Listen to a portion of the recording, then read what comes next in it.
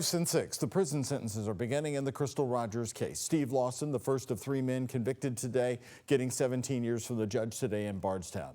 Lawson found guilty of conspiracy to commit murder and tampering with evidence. That happened back in May. WHAS 11's Alexandra Goldberg and photojournalist Jessica Farley are back from Bardstown after the late afternoon sentencing. Entering the Nelson County courtroom, a smiling Sherry Ballard, confident that a judge would deliver a tough sentence to Steve Lawson. But first, Lawson heard this. In July 2015, you made a choice to be a part of planning the murder of my niece, Crystal Rogers.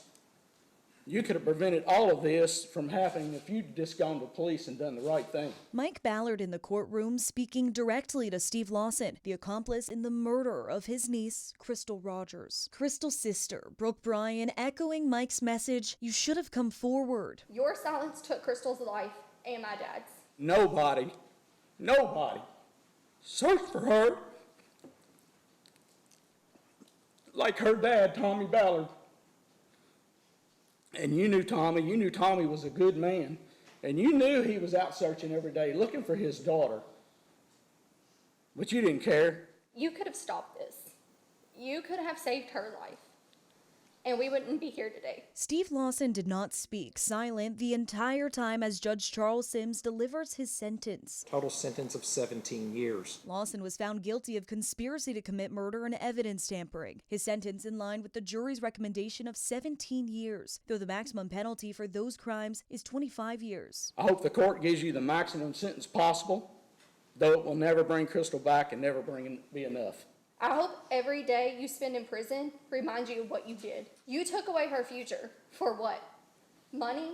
All of Brooks's drywall jobs? Things you did not have and things you'll never have.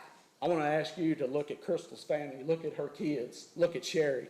Don't you think they need to know where their mother's buried so they can have peace and at least lay their mom to rest? The family facing grief and fighting for justice for a decade. Watching the trial play out, prosecutors bearing the burden of proof. Lawson's attorney Darren Wolf in opening statements in May. Remember where that rock starts. Do not move it over there until they bring in evidence that supports the movement of that rock. I'd like to thank Shane and Teresa Young and their team for moving the rock. That's all I got.